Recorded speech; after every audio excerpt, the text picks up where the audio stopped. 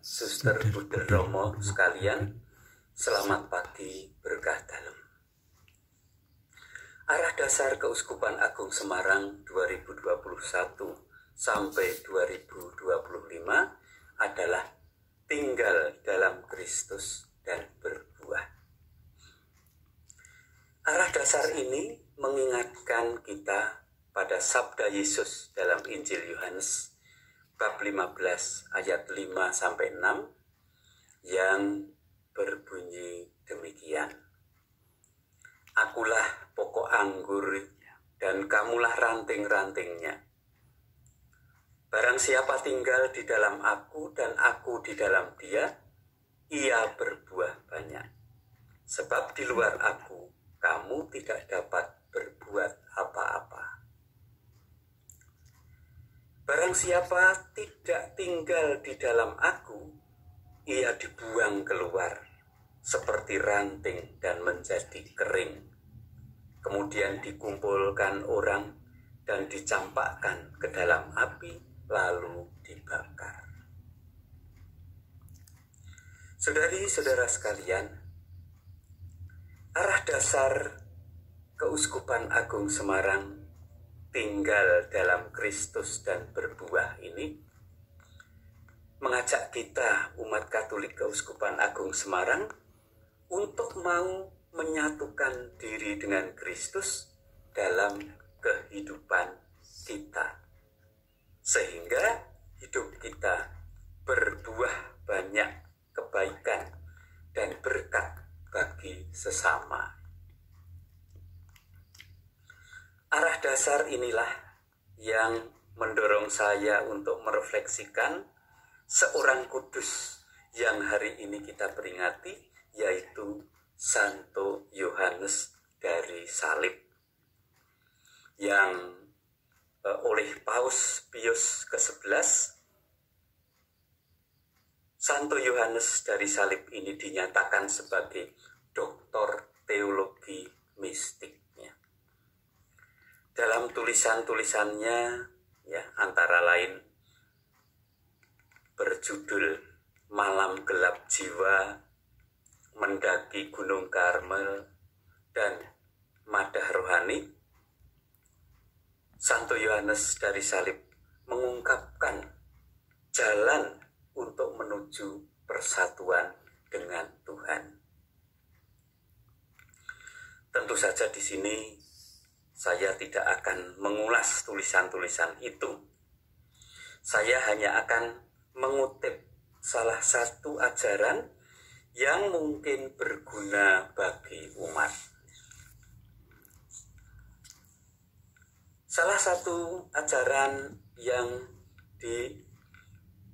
diberikan oleh Santo Yohanes dari Salib adalah bahwa untuk bisa bersatu dalam Tuhan, jiwa kita atau jiwa manusia memang harus murni. Pemurnian jiwa terjadi dengan dua cara.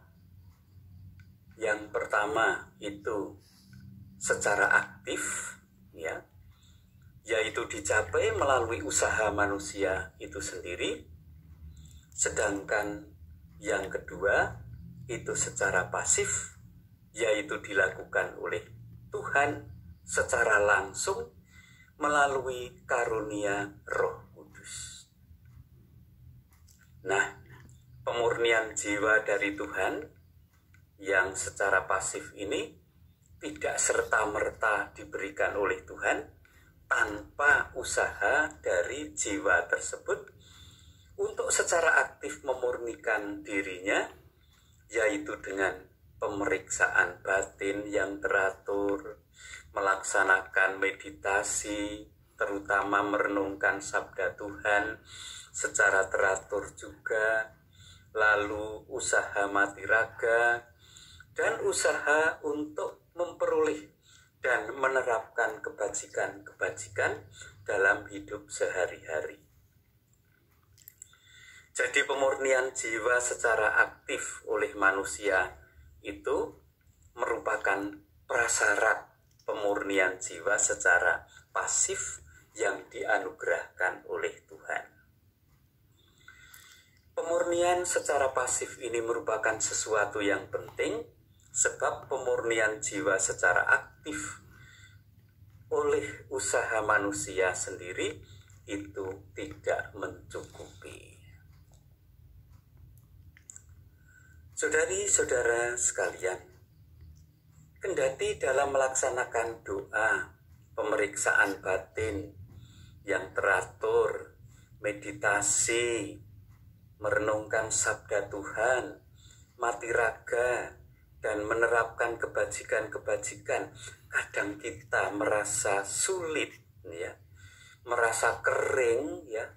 Kadang-kadang kalau renungan ya merasa bosan, merasa bingung, tidak bisa fokus, ya. Tapi ya, itulah malam gelap jiwa yang harus kita lalui. Ya. Kita supaya terus melaksanakannya, kendati kering, bosan, bingung, tidak fokus, ya. Kita harus bisa terus menembus kegelapan malam jiwa itu sampai akhirnya nanti muncul fajar di timur di pagi hari, yaitu saat Allah hadir dalam jiwa kita dan memberi kegembiraan, menguatkan iman, harapan, dan kasih dalam hati kita. Marilah kita menyambut arah dasar Keuskupan Agung Semarang 2021 sampai 2025 dengan semangat Santo Yohanes dari salib, yaitu berani menembus hambatan-hambatan dalam berdoa, berefleksi, memeriksa batin, merenungkan sabda Tuhan.